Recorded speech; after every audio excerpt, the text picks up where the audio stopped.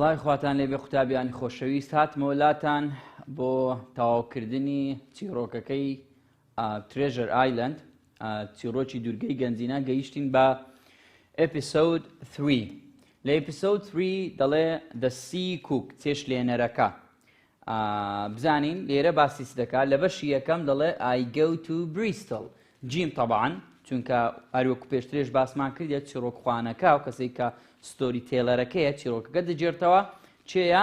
جیم کەواتە ئەوی دەڵێ I go to Bristol ئەمە جیمە لەبەر چی دەچیتن هۆکار چییە بزانین ئاخر شتیش کە ئەمە باسمان کرد پێشەوەی ئەمە لێرە ڕوون بکەینەوە گوتمان پاش ئەوەی سکوایر داکتەر لیڤسی جیم لە هۆڵ لەم شوێنی کە جیم سەردانی سکوایر و هەروەها داکتەر لیڤسی کرد لەگەڵ مستەر دانس باسییان لە چ کرد باسییان لەو دەستنووس و لەو معلومات و زانیاریانە کرد کە لە بیلی بۆنس لۆیان ماوەتەوە ئەو پاکەتێک کە بە قوماش دەورە درراوە جیم دایە بە دکتۆر لیڤسی مناقەشان لێ کرد و زانیاریان وەرگرت کە دەبێ بچن کە شتێک حازر بکەن لەلایەن چێ گوتی حازری دەکەم و دەچم سکوایر تریلۆنی دەچێ بۆ بریستڵ و پاشان گەشت بکەن بۆ دوورگەی گەنجینە لێرە دەڵێ It took longer than 3 weeks until we were ready to go to sea. زیاتر لە 3 هەفتەی خایان 3 هەفتە زیاتری خایان بۆ ئەوەی ئامادە بین یان بۆ ئەوەی ئێمە ئامادە بووین بچین بۆ ناو ئاو بۆ ئەوی بچین بۆ ناو دەریە یعنی 3 هەفتە زیاتری خایان تاوەکو جەماعات حازر بوون بچنە ناو ئاو. A ship was being prepared by the squire. طبعا squire كشتيكا للان أوه حاضر دكريو آما دكراوة and Dr. Livesey had been called away to London. استا حالا دكتور ليفسي لچندرة للندن. باشا؟ وهروها جيمش ديو بتسيتن بو چندر بو بريستل كاستا باسي لكن. During that time I lived at the hall with old Tom Redruth.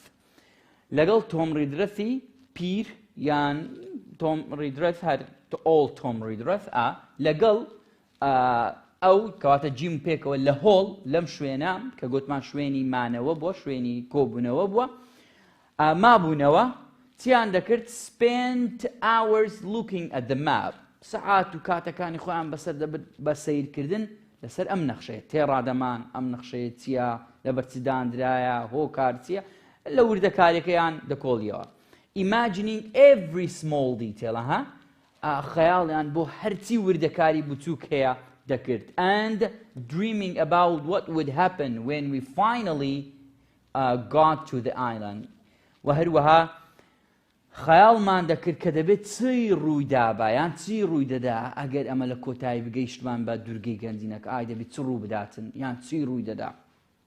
And so weeks passed until one fine day a letter arrived. هەفتەکان تێپەڕین لە کۆتاییدا لە ڕۆژێکی خۆش نامەیەک گەیشت بزانین ئەو نامەیە لەلایەن چێ و بۆ چێژ دێتن دەڵێ Dear Hawkins طبعا نامەکە Old Anchor in Bristol لە بریستڵەوە دێتن Old Anchor ئەمەش گوتمان بریستڵ شوێنێکی ئاویە بەندەرە ئەمە لە شوێنەکە March 1st لە یەکی مانجی سێ کەواتە گەشتکردنی ئەو جەماعاتە دیارە لە مانجی سێەوە دەست پێ دەکاتن باشە؟ چونکە بزانین ئێستا بە بەڵگۆ لۆمان ڕوون دەبێتەوە نامەکە چێش دەینێریتن تەمان جۆن تریلۆنی ئاغاکە دەینێری لە بۆ چێ لە بۆ جیم دەینێریتن لە کەنجین لە یەکی مانجی سێ لە چێندەر لە بریستڵەوە نامەکە دەگات ئۆکێ زۆر باشە دەڵێ The ship has been bought and ready to go to sea. کەشتیەکە کڕدرایە و ئامادەشە بۆی بچێتە ناو ئاو گەشت بکاتن کەشتی What a ship چ کەشتیە She's easy to sail زۆر ئاسانە لە بۆ لێخوڕین و ڕۆیشتن بە ناو ئاو یعنی زۆر باشە مەبەستیەوەی Weighs 200 tons 200 تەن کێشەکەی دەبێت چەند 200 tons دەخینرێتەوە and her name ناویشی چییە هیسپانیۆلا ناوی کەشتەکە لەبیر نەچێ هیسپانیۆلایە گوتمان کێشەکەی 200 تەن دەبێت و زۆریش ئامادە و حازرە بۆ ڕۆیشتن my old friend blandly چێوە دەڵێ my old friend سکوار وە دەڵێ هاوڕێی کۆنی خۆم blandly helped me to get here یارمەتیدان بۆی حازری بکەم کەواتە blandly کەسێکە هاوڕێی سکوار یارمەتی سکوار دەدا بۆ ئەوەی کەشتیەکە ئامادە بکە he worked so hard for me زۆر ئیشی باشی کردیە لۆ بۆ من زۆر ئیشی باشی کرد بۆ من تاوەکو حازرمان کرد and so I must say did everyone else in Bristol as soon as and so I must did everyone else in Bristol هەروەها دەشتوانم بڵێم کە خەڵکی لە بریستڵیش بە هەمان شێوە هاوڕێیان یان بەجددی کاریان بۆ دەکردم ئەوەی کە خەڵکەی لە بریستڵ بوو یارمەتیاندام جگە لە بلاندلی as soon as they heard where we were going to find the treasure پاش ئەوەی گوێیان لێبوو کە ئێمە دەمانەوێت بچین گەنجینە بدۆزینەوە لەبەرەوە ئەوانیش ئامادە بن بۆ ئەوەی یارمەتیمان بدەن لە بۆ حازرکردنی کەشتیەکە I mean finding the crew was a problem at first and I could only find a few men سەرەتا دۆزینەوەی تاقمێک لە دەریاوان زۆر قورس بوو تەنها توانیم I could only a few men تەنها چەند پیاوێکم دۆزیەوە چکاوان پێویستیان بە دەریاوانی چاکەیە بەو دووسێ کەسە ناتوانن گەشت بکەن بە جیم و بە سکوایر و بە دکتۆلێڤسی بۆ دووسێ کەسە یان پیاوەکانی سکوایر بە هەمان شێوە پێویستیان بە تاقمێکی چاک هەیە شارەزا لە دەریاو ئاو by luck I met an older sailor دەریاوانێکی کۆن شارەزان دیتەوە he has an inn خاوەنی میوانخانەیەک بوو so he knows all the sailors in Bristol هەموو دەریاوانەکانی تری دەناسی لە بریستڵ he was ill for a while نەخۆش بوو بۆ ماوەیەک but now he wants to work as ship's cook بەڵام ئێستا دەیەوێت دووبارە ئیش بکاتەوە وەکو چێشتلێنەری کەشتی to get back to sea again بۆ ئەوی بگەڕێتەوە ناو دەریا کەسەکە چێە ئێستا دەزانیت کە ئەو کەسە مەبەستی چێە باش ئێستا ئەوە نامەیە کە گوتمان هەر لە ناوەڕۆکی نامەکەی نەما Long John Silver he's called ناوی ئەو کەسە چێە ناوی Long John Silverە Long John Silver ئەو کەسێک کە خاوەنی میوانخانەیەکە کەسێکی بۆ ماوەیەک نەخۆش بوو بەڵام ئێستا باش بوو حازرە بۆ ئەوی بچێتەوە ناو دەریا وەکو چێشتلێنەر and he has lost a leg لاقێکی نییە لاقێکی لەدەست داوە poor man کەسێکی فەقیر و هەژار و بێدەنگ و بێکێشەیە ئەوە چێوە دەڵێ سکوایر تریلۆنی وە دەرێ یان بەڵێ یان جۆن تریلۆنی I told him immediately that he would be our ship's cook. Well, I thought I had just found a cook, but in addition, I had found a whole crew. سەرەتا ئەوام زانی تەنها هەر ئەوم دۆزیوتەوە بەڵام توانیم هەموو تاقمەکە بە تەواوی ببینمەوە و پێشم گۆ دەڵێ بەو پیاوەم گوت کە مەبەستی لۆنگ جۆن سیلڤەرە کە تۆ دەبێت لەگەڵمان بێ و ببی بە چێشتلێنەر باش یان بخۆی حازر بوو بێت بە چێشتلێنەر he had soon found as a group of toughest old sailors هەر بە زووی ئەو توانی کۆمەڵێک لە دەریاوانی باش و چاکمان بۆ بدۆزێتەوە گروپێک لە دەریاوانی چاک he then got rid of the weakest 2 of the 6 or 7 men I had already employed دەڵێ ئەمن 6-7 پیاوێکم پێشتر هینا بوو لەگەڵ خۆم کە پێم وا بوو ئەمانە کەسی باش بەڵام کە لۆنگ جۆن سیلڤەرم دیتەوە هەرزوو ئەو گوتی کاکە ئەو دووە بە کەڵک نایە بە کەڵکی ئیژنان لایدا کەواتە کە بێهێز بوون weakest دوانی لەو 6-7 پیاوە لادا زۆر باشە I am very well زۆر باشم but I won't be happy until we are at sea من باشم بەڵام دڵخۆش نام هەتا وەکو لەناو دەریا نەبم خۆمان لەناو دەریا نەبینینەوە so both you and Redruth ئەتوو Redruth ئاگادار بن هەردووکتان must come to Bristol tomorrow. دەبێ بەیانی بگەن بە بریستڵ، بێن بۆ بریستڵ، تەواو. وەرن کەشتەکە ببین و مەنتقەکە ببینن. جۆن تریلۆنی ئەمە دەینێریتی. لە کۆتایی دەڵێت چ؟ PS زانیاری زیادەیە کاتێک کە شتێک لەوی دەچێتن دەبتێ بە شتێک بە کەسێک بڵێ لە نامێ دا PSێک دەنووسی با ئەو شتەشم لەبیر نەچێتن با ئەو شتەش پێ بڵێ I forgot to tell you that blandly کە بلاند لەبیرم چوو کە پێتان بڵێم بلاندی گوتماو کەسە بوو کە یارمەتی دابوو بۆی کە شتەکە حازر بکە who will send a ship to look for us if we don't come back by the end of August. دەڵێ بلاندلی وعدی پێداینە ئەگەر ئێمە لە کۆتایی مانجی 8 ئۆگست نەگەڕاینەوە لە دوورگەکە ئەوە کەشتیەکمان بە دوا دەنێریتن. لە ئەوەی تەلەفۆن شت نییە کاکە کوونە باشن لە چێن دەرن کەنجین دێنەوە کەشتیەکمان لۆ دەنێریتن بۆ ئەوی بە دواماندا بگەڕێتن و مانهینتەوە بزر بووینە کووە کوونەوە.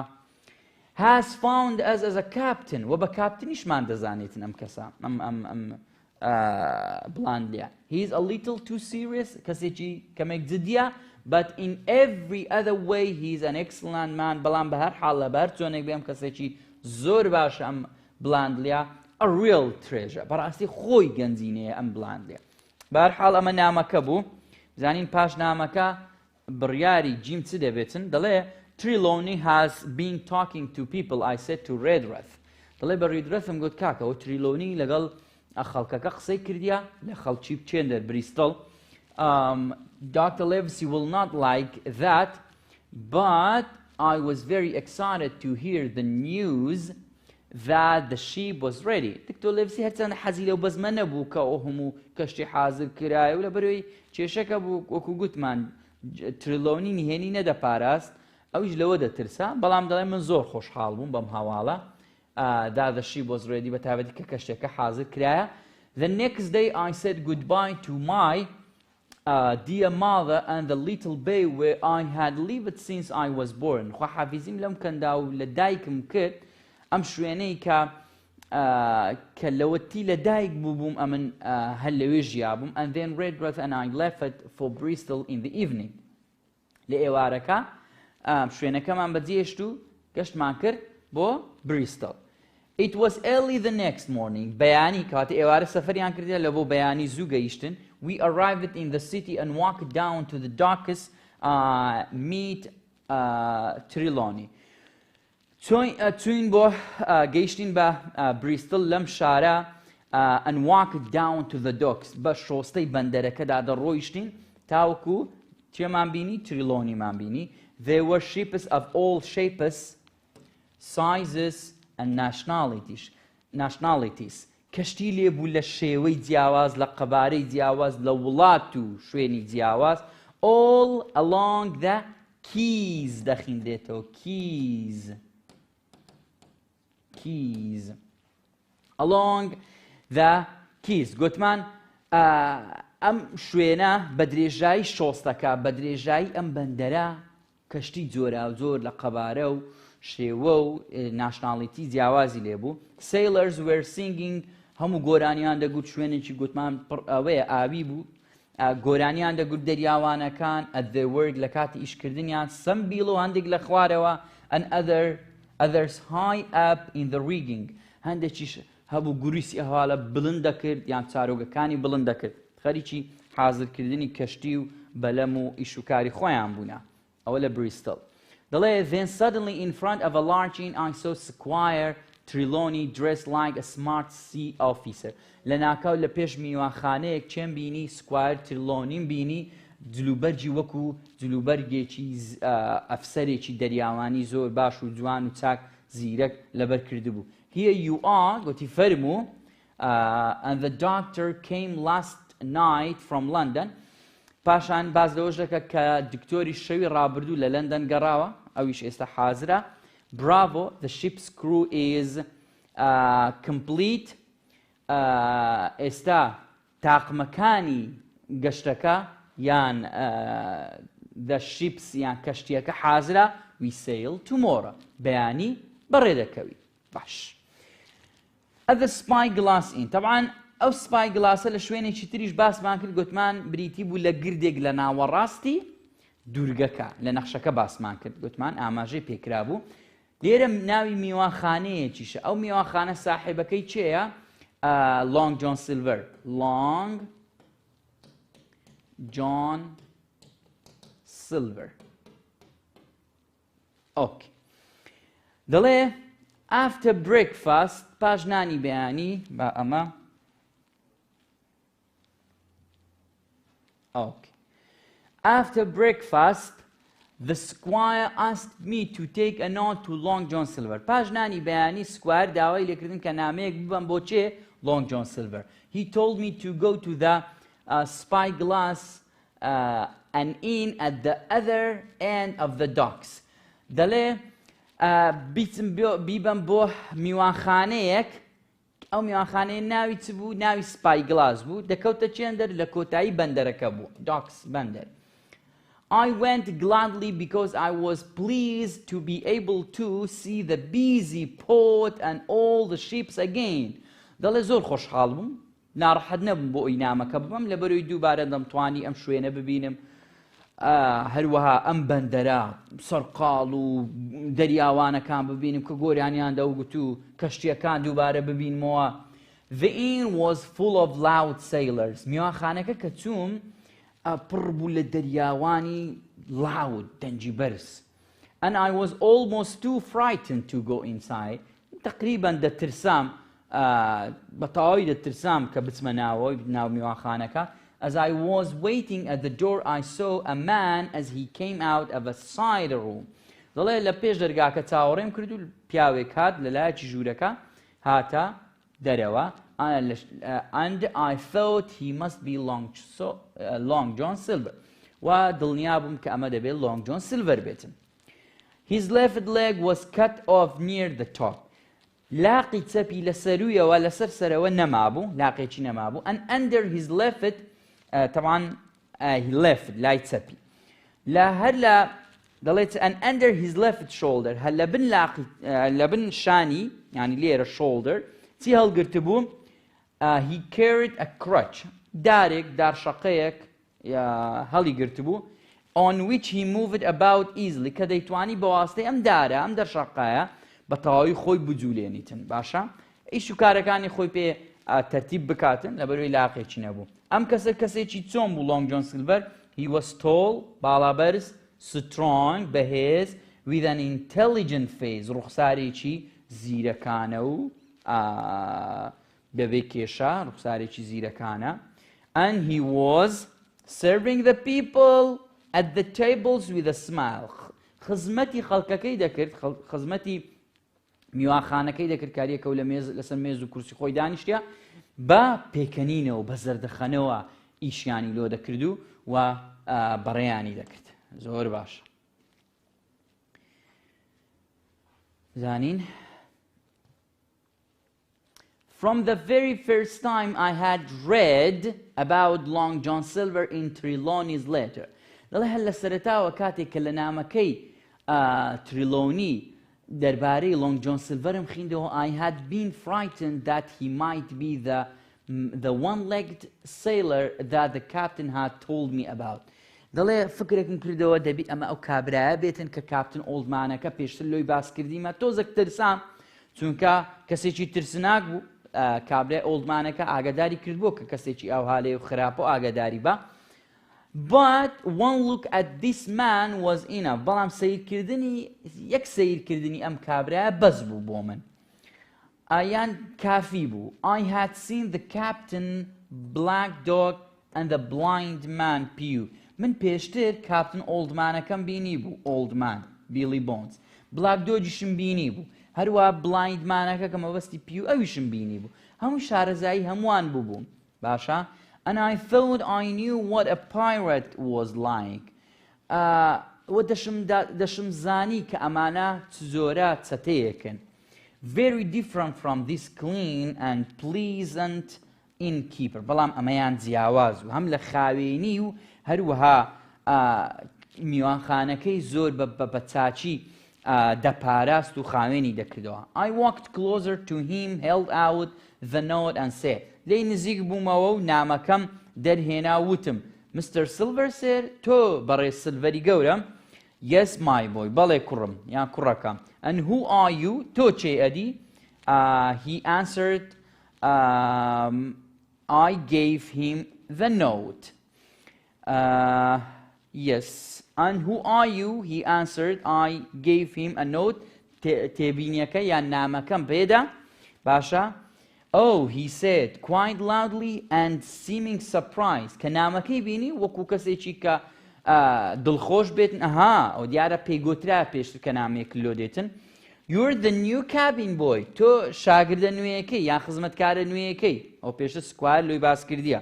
I'm very pleased to meet you. زۆر خۆشحاڵم ببینینت. کەواتە لێرە نامەکە دەداتن بە چێ Long John Silver چێ پێی دەداتن جیم پێی دەدا سیرکەوە لە وێنەکە ژوا دیارە ئەمە ئەو دارەیە ئەم داشەقەیە کە لە بن شانی یان دەستی چەپیتی لاقێکی پێوە نییە ئەمە لە میوانخانەی سپای گلاس ئین ئۆکێ پاشان دەڵێ Just then I noticed one of the men sitting on the other side of the room دەڵێ هەستم بە پیاوێک کرد دەمناسی لە لایەکی ژوورەکە As he suddenly stood up لەناکە هەڵساوە and walked to the door لە لای دەرگای میوانخانەکە ڕۆیشت I recognized him at once یەکسەر ناسیمەوە Hey I shouted stop him Hey بیگرن stop him هاوارم کرد بیگرن بیوەستێنن It's Black Dog He's one of the pirates ئەمە Black Dogە سەگە ڕەشەکەی یەکێکە لە چەتەکان I don't care who he is cried Silver but he hasn't paid for his drink هیچ مهم نییە ئەوە چێیە لەلای من مهم نییە بەڵام گرنگ ئەوەی ئەو پارەی نەدایە کاک پارەکە لەوە من مهمە پارەی چی نەدایە هیچ درینکس خواردنەوەی خواردوێتەوە Harry run and catch him هاری بەدوایکەوە کەسێک لەوێ بوو هاری دەڵێ ئەمان near the door jumped up کەسێک لەوێ لەلای دەرگاکە نزیک بوو هەستاوە and ran out of the inn after him بەدوای Black Dog ڕای کرد Who did you say he was a pirate in my inn چێ پێی گوتی کە you say he was کە ئەو پایرەتە کە ئەو Black Dogە سەتە لە میوانخانەی من ئەوە چێوە دەڵێ Long John Silver ئەو قسانە دەکە پێی سەرسامە على ئەساس ئەو نازانیتن کەەوە چەتە لە میوانخانەکەی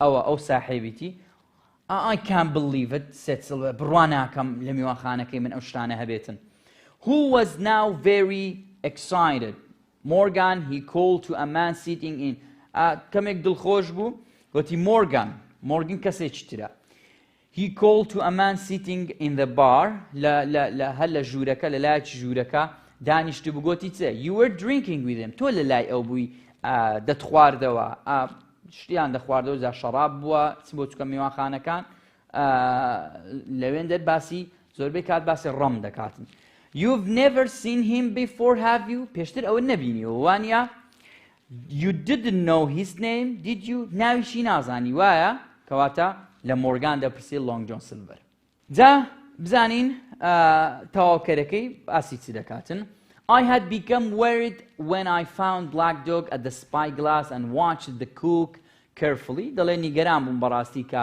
دووبارە Black Dogم بینی چونکە جاری یەکەم Black Dogی لە چێن دەربینی لە ئەدمێرەڵ بێنبۆی بینی لە کاتێکە لەگەڵ ئۆڵدمانەکە بە شەڕ هات دووبارە دەڵێ ئەوم لێوێ بینی بە وریاییەوە سەیری منتیقە و سەیری I watched the cook carefully چێژلێنەرەکە و ئەو شوێنەم دەکرد وریاتر بووم but he was too ready and too clever for me بەڵام تێژلێنەرەکە وریاتر و زۆر زیرەکانە بوو بۆ من یا تەعاملی لەگەڵ من زیرەکانە بوو he laughed and joked with me هەمیشە پێ دەکەنی و نوکتەی لە بۆ من دەجێڕاوە بە زەردەخانەوە بە پێکەنینەوە تەعاملی لەگەڵ من دەکرد and said that I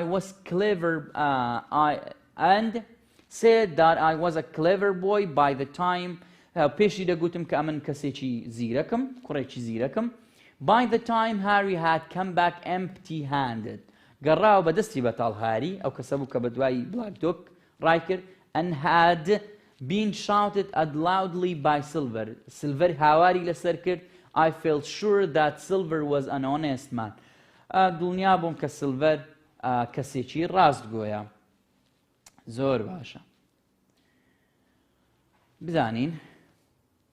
A little while later, he took me back to see Trelawney and we walked by the keys together. دەڵێ پێکەوە ئەمنی برد بۆ لای سکوا تریلۆنی بە تەنیشت کەناراوەکەدا ڕۆیشتین keys ئاگادار بەدەخین دێتەوە.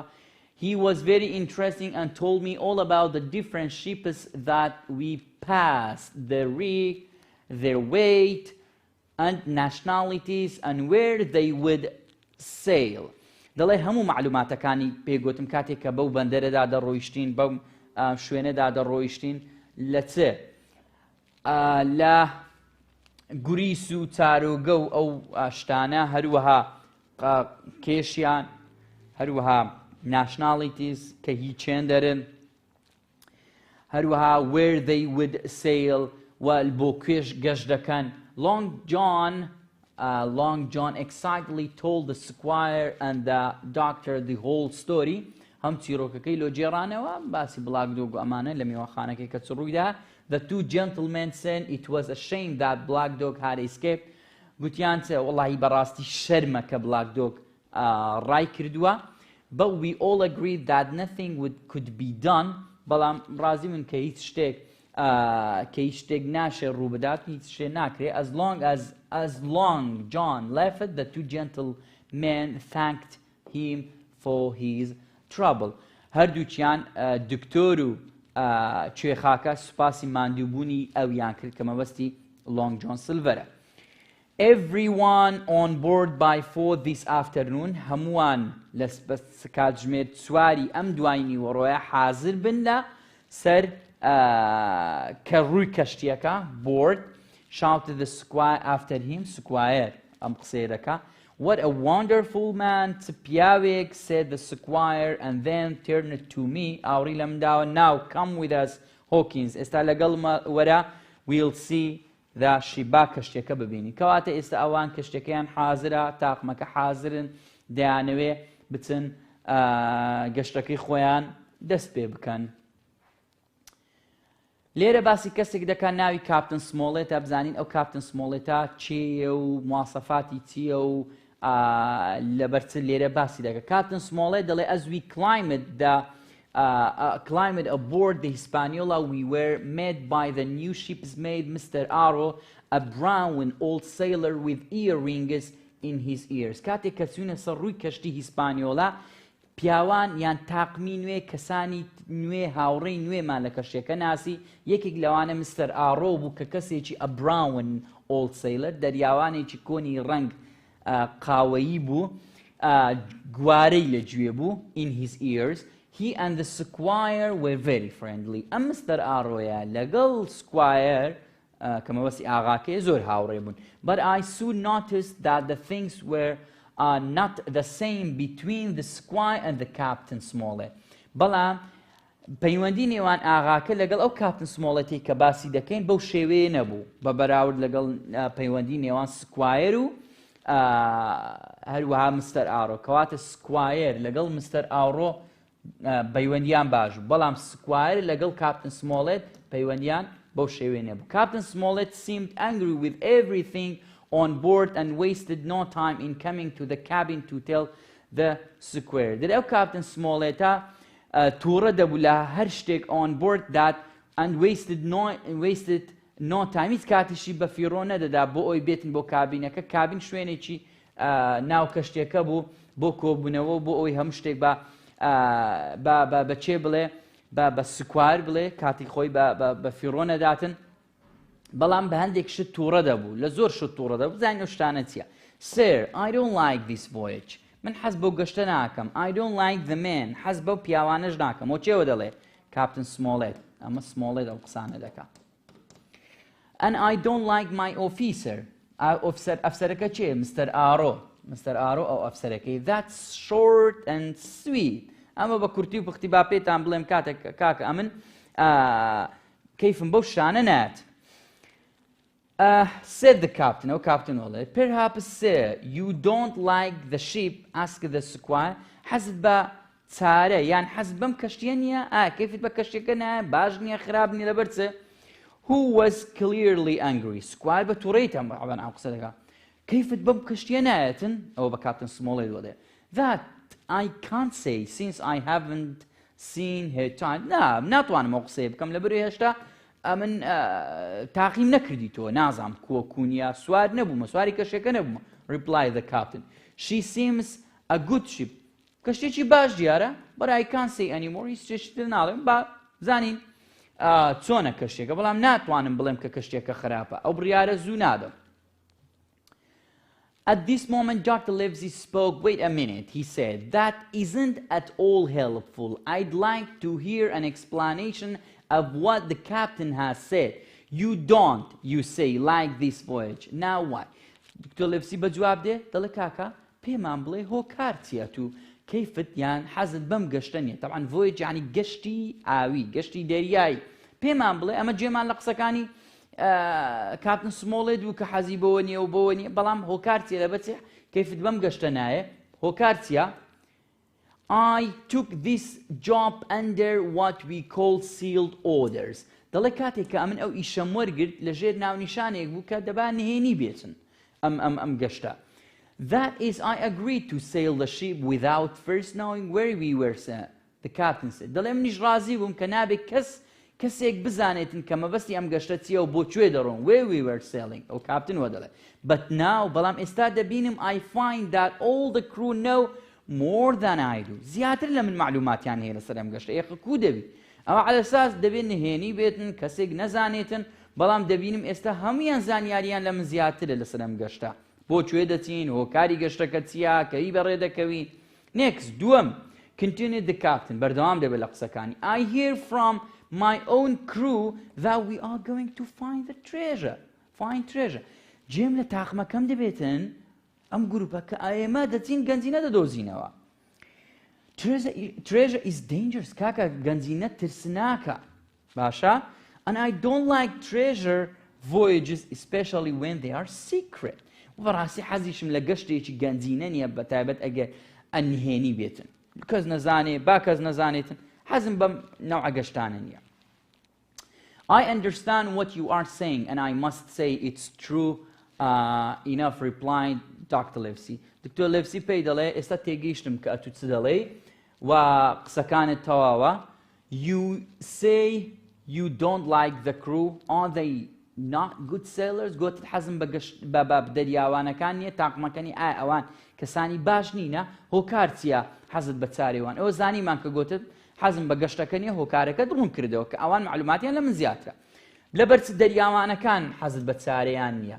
I don't like them, sir, replied Captain Smollett, and I wasn't able to choose them myself. لەبەرەوەی بخۆم هەڵیانم نەبژاردووە لەبەر هەندێ من حەزم بە چارەی ئەوان نییە بە کەیف خۆم معلوماتم لەسەریان نییە. And you don't like Mr. Arrow وحەزت بە چارەی Mr. Arrowش نییە ئەفسەرەکە. Continued the doctor. دکتۆر پرسیاری لێ دەکا. I don't, sir. بەڵێ ئەویش زانین. I believe he's a good sailor. نەمگوتووە خراپە.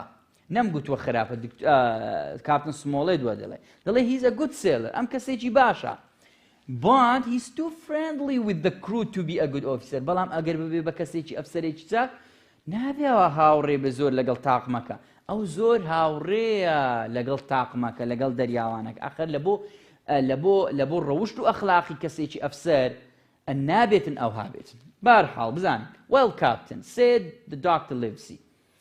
Tell us what you want. ئێستا دکتۆر Livesey پێی دەڵێتن بە کاپتن دەڵێت پێمان بڵێت چت دەوێت. باسی گەشتەکەت کرد باسی دەریاوانەکانت کرد باسی مستەر ئاڕۆت کرد بزانین ئەتوو داواکاری چییە لۆ ئەوەی گەشتێکی بەبێ کێشە ئەمە بەسەر ببێت.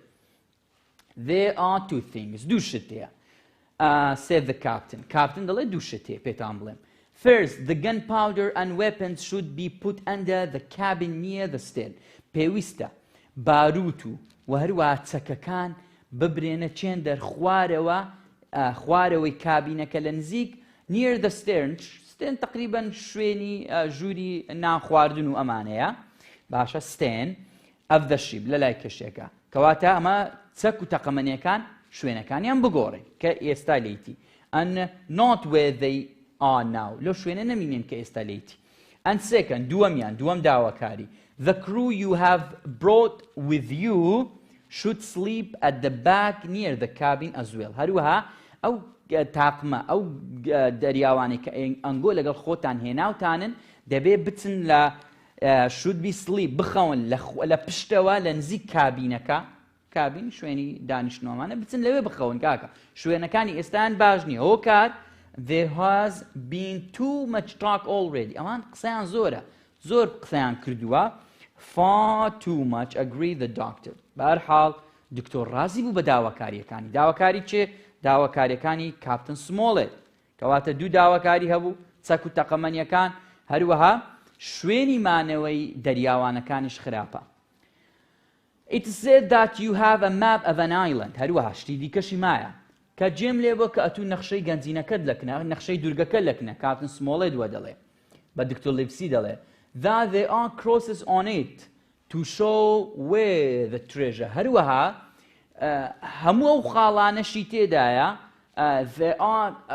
there are crosses چیە ئەو نیشانە سوورەکان بوو خاتە سوورەکان بوو ئەویشی لەسەر نەخشێنرا where the treasure is کە لە چێن دەرە گەنجینەکە یعنی ئەتوو جێم لێ بووە کە ئەتوو نەخشەیەک لەکنە نیشانەکانی لەسرە پێشمان دەڵێت کە گەنجینەکە لە چێن دەرە that the island lies کە پێمان دەڵێت گەنجینەکە و دوورگەکە لە چێن دەرە and then he gave the exact latitude and longitude و پێشمان دەڵێ هەموو هێڵە درێژی و پانیەکانی لەسێت طبعاً کەس بە کاپتن سمۆڵێتی نەگوتیە یعنی دکتۆر لیڤسی پێی نەگوتێ سکوایر پێی نەگوتێ بەڵام لە چێی زانی طبعاً لە تاقمەکەی زانی لە دەریاوانەکانی زانیە کەوات ئەوان کویان زانیە لەوانەیە ئیشی دکتۆر لیڤسی ئیشی سکوایر تریلۆنی بێ و کاتی کە لە بریستڵ بووە شتەکانی ئاشکرا کرد بێتن I never told anyone that cried the squire شک لۆ خۆی دەکات دەڵێن بە کەسم نەگوتێ دەنا The crew know it, said the captain. بەڵام ئەمن چ بکەم ئەو تاقمە هەمووی دەزانێتن. Livesey, that must have been you or Hawkins. Squire دەڵێت لەسەر ئەو حاڵش دەڵێت Livesey. ئەوە یان ئیشی تووە Livesey یان ئیشی تووە دکتۆر Livesey یان ئیشی Hawkinsە. ئەو ئیشی من نییە ئەم پێم نەگوتینە. با بزانین بەم لەوانی داینە. It doesn't matter who it was, replied the doctor. ئەمە کێشە نییە کاکە چێوەی گوتیە و چێوەی نەگوتیە. Continued the captain. Well, continued the captain, I don't know who has this map. Captain دەست بە قسەکردن دەکات. دەڵێ کاکە ئەمن نازانم ئێستا ئەو نەخشەیە لە لای چێیە لە کن چێ و چێ و چینە. But it must be kept secret even from me and Mr. Aro. بەڵام پێویستە ئەمە بپارێزرێ بەنهێنی تەنانەت لە من و لە Mr. Aroش. I see, said the doctor. دکتۆر گوتی تێدەگەم ڕاستە. You want us keep this matter secret دەتەوێت ئەم کێشەیە بەنهێنی ئەم بابەتانە بەنهێنی بپارێزرێ and to make a garrison of the stern part of the ship with my friend's own people پێویستە هەموو کەسەکان هاوڕەکانی خۆمان لێرە بە پارێزراوی بمینێنەوە ئەوە پاسەوانیان لێ بکەین with my friend's own people and provided with all the arms and powder on board و پێویستیشە هەرچی تەقەمەنی و باروت و چەکەکانمان هەیە هەمویان بپارێزن ئەتومە بەستەوێت لە بۆ چاکەی ئێمەتە ئەوم قسانە تێدەگەم کەمێکمان مایە دەڵێ you fear a mutiny I didn't say that Captain Smollett و Captain Smollett دکتۆر لیڤسی دەڵێت دەڵێ ئەتو لە یاخیبوون دەترسەی وابزانم وانە Captain Smollett I didn't say that Captain Smollett نام قسەی وام نەکردیە I believe Mr. Aro is an honest man پێم وایە مستەر ئاڕۆژ کەسێکی ڕاستگۆیە and some of the others too هەروە ئەوانی تریش but it is my job ئەمە ئیشی منە to make sure that the ship and every man on it is safe بەڵام ئیشی منە کە هەم کەشتێکە هەم کەسەکانی سەر کەشتێکە بە سەلامەتی بپارێزرێتن و سەلامەتیان لە ئەستۆی منە all I'm asking you to do is to take every care ئەوەی ئەمن داوای لێ دەکەم بریتیە لە چاودێریکردن و وریابوونی هەموو لایە or let me leave the ship and that's all ئەگەر نالێم گەڕێن کاکە با کەشتێکە بەجی بێڵم و خلاص و بڕاوە the doctor and the squire agreed to Captain Smollett's suggestion بە هەموو قسەکانی Captain Smollett ڕازی بوون چێ دکتۆر و ئاغاکە. And then the captain left the cabin. طبعا ئەمە شوێنی کۆبوونەوەیان بوو لە ناو کەشتێکە کابین. کاپتن سمۆڵێت شوێنەکەی بەجێش تریلۆنی. The doctor then said, دکتۆر گوتی تریلۆنی, I'm surprised but you have managed to get 2 honest men on board. بەڕاستی ئەم سەرسام بووم بەڵام ئەدوو 2 کەسی زۆر باشت هێناوتە سەر ئەم سەرڕووی ئەم کەشتیە. یەکێکیان ذاتمان ئەم پیاوەیە کە مەبەستی کاپتن سمۆڵێتە, ئەوەی تریشان مەبەستی لۆنگ جۆن سیلڤەر.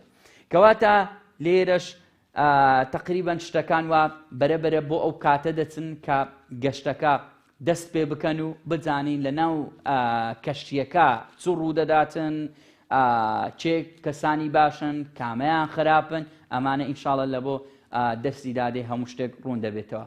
تا ئەو کاتی بە خودای گەورەتان دەسپێرم, خواتان لەگەڵ.